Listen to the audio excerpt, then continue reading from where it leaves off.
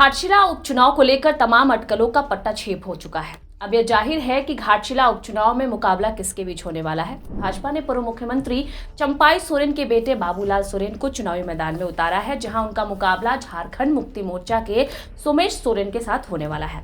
सोमेश सोरेन पूर्व मंत्री दिवंगत रामदास सोरेन के बेटे हैं। आज ही दोनों दलों ने अपने अपने प्रत्याशियों के नामों का ऐलान कर दिया है। भाजपा ने पहले बाबूलाल सोरेन को प्रत्याशी बनाने की जानकारी साझा की और ठीक उसके कुछ ही घंटों में झामुमो ने भी सोमेश सोरेन के नाम पर मुहर लगा दी है। 14 अक्टूबर तक घाटशिला उपचुनाव में झामुमो और भाजपा के प्रत्याशियों के नाम पर कई सारी अटकलें देखने को मिल रही थी। झामुमो की ओर से जहां दिवंगत रामदास सोरेन की पत्नी सूरजमणि सोरेन को प्रत्याशी बनाने की चर्चा खूब तेज थी, तो वहीं दूसरी तरफ अगर हम भाजपा की बात करें तो लखन चंद्र मार्डी, लक्ष्मण टुड्डू और सुनीता सोरेन जैसे कई सारे दावेदार दिखाई दे रहे थे। हालांकि अब तय हो चुका है कि चंपाई सोरेन और दिवंगत रामदास सोरेन के सुपुत्रों के बीच ये मुकाबला होने वाला है। झामुमो ने दावा किया है कि वह घाटशिला उपचुनाव न्यूनतम 50,000 वोट के अंतर से जीतने जा रहे हैं। वहीं दूसरी तरफ अगर हम भाजपा की बात करें तो भाजपा लगभग अपना जीत सुनिश्चित बता रही है। घाटशिला दरअसल एसटी आरक्षित सीट है, जहां संथाल आदिवासी समुदाय की बहुलता है। इसके अलावा हो, उराव और मुंडा जनजाति के लोग भी रहते हैं। कुछ संख्या में भूमिज आदिवासी भी रहते हैं। घाटशिला में पिछले 2 टर्म में झामुमो यहाँ चुनाव जीत रहा है। 2019 और 2024 में लगातार 2 बार रामदास सोरेन ने यहाँ जीत हासिल की है। वहीं अगर हम बात 2014 की करें तो भाजपा के लक्ष्मण टुड्डू चुनाव जीते थे।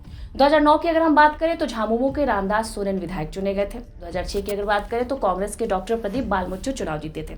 घाटशिला की जनता ने सभी दलों को मौका दिया है, इसलिए इसे किसी पार्टी विशेष का गढ़ तो नहीं कहा जा सकता। हालांकि पिछली लोकसभा और विधानसभा चुनाव के नतीजे के संदर्भ में अभी भी झामुमो का जो पलड़ा है वो भारी नजर आ रहा है।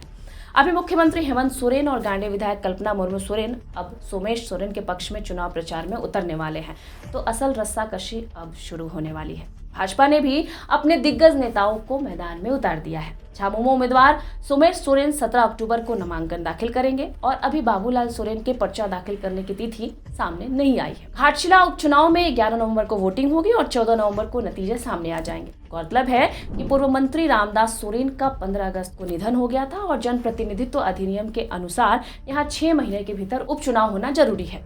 6 अक्टूबर को बिहार विधानसभा चुनाव के तारीखों का ऐलान करते हुए केंद्रीय निर्वाचन आयोग ने घाटशिला उपचुनाव की भी घोषणा जारी कर दी थी। घाटशिला विधानसभा सीट पूर्वी सिंहभूम जिला और जमशेदपुर संसदीय सीट के अंतर्गत आती है।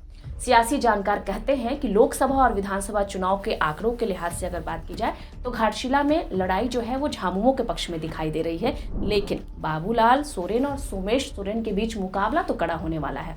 दरअसल विधानसभा चुनाव में मैया सम्मान योजना ने काफी निर्णायक असर डाला था, लेकिन इस योजना को लेकर अभी की अगर बात की जाए तो कई सारी शिकायतें हैं। झामुमो महिला मतदाताओं का वोट तय मानकर नहीं चल सकती है। सरकार रोजगार और विकास के मुद्दे पर उल्लेखनीय काम नहीं कर पाई है। दूसरी तरफ अगर हम देखें तो बाबूलाल सोरेन हैं, जिनके पिता चंपाई सोरेन को कुल्हान टाइगर भी कहा जाता है। वे पूर्व में मुख्यमंत्री भी रह चुके हैं। उन्होंने शुरुआत से ही घाटशिला में कैंपिंग करना शुरू कर दिया है। लगातार घाटशिला में घूमते हुए दिखाई पड़ रहे हैं। यहाँ कोई भी दल अपनी जीत को लेकर निश्चित नहीं हो सकता है और सियासी जानकार कहते हैं कि इसलिए झामुमो ने इस बार सोमेश सोरेन को चुनाव के पहले किसी भी कीमत पर मंत्री नहीं बनाया है। बाबूलाल सोरेन की अगर हम बात करें तो उनका सफर भी कहीं से भी कम दिलचस्प नहीं है। पिछले साल 30 अगस्त को उनके पिता झामुमो छोड़कर बीजेपी में आ गए थे।